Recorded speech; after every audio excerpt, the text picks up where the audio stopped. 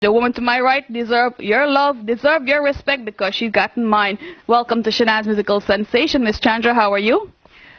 Great, thank you. You're doing a fantastic job. Let me say, I've told people over and over about what you're doing in your job, and I know it comes from the heart. How long have you been doing this inner city of North America? You know, without a tiger, I have been doing it, I would say, all my life. Ever since I remember, I would literally say all my life. Since, I would say, all my life. And you always mentioned to me before that you feel that this is your calling. You love giving back. It's a good feeling to have giving back. And I always emphasize on everyone, get involved with charity, giving. It's a great feeling to do. You know, sometimes I'm really lost for words. And this is something that I really can't explain. I tell people that if you walk in my shoes, if you just do what I do, you'll want to leave everything. Nothing matters to you anymore. Just this work. You don't get tired. You don't feel sleepy. You're not hungry. You just keep going.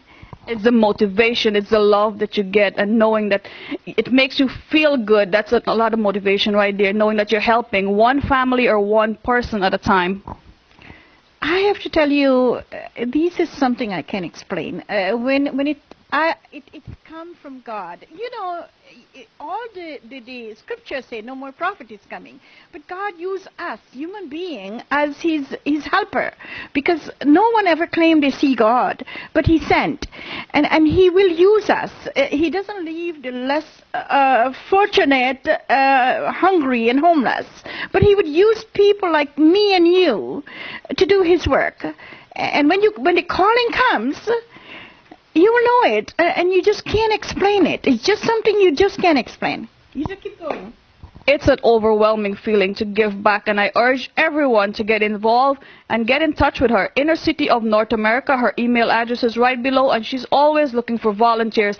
It's winter out, it's freezing, but there she is. We will be packing a few bags right now for a few families that just came from abroad, and they're here. She needs to help them because she feels obligated that she is there, and she has all this food behind us to feed them, to clothe them, all she needs, and sometimes even housing. Yes, housing, homelessness is one of the biggest problems. I have found a family got burnt down and they become homeless. Women got abused, different reasons, and they become homeless. That's one of my priority, actually, to help these women and children. And you'll be surprised, many times there are men that's homeless for different reasons, and I've helped them too, yes. At one time, there was one person in your home, and right now, I believe you have how many living with you right now? We do have about 5 women and 3 kids. 5 women and 3 small kids. These 3 kids, they got burnt down, and just their lives. So they've been with me since September. Their ages are 9, 7, and 5. Well, I've seen a lot of videos, and they're very happy kids. They're so thankful because you're being a part of their life. I heard they call you grandma at once. They do. They do call me.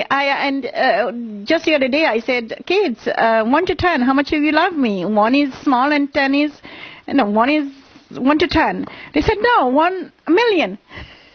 A million? The 5-year-olds say 1 million. Because it's strange that they have family that does not care for them and take care of them that the way you do. Someone, that a stranger, you came to their rescue. The night that the house burned down, you messaged me. I saw the footage. I saw everything that happened. And the next morning, you had them in your house. You were clothing them, feeding them. They even have books to read and you're encouraging them to go to school right now.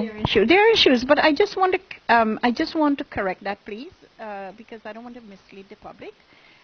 They do have family, but that family is not in position to help them. Family cares for them. Family loves them. But that family might not be in position to help them. So I just want to correct that. Well, ladies and gentlemen, look around. So many things are going on. We have a food pantry. We have a mobile truck.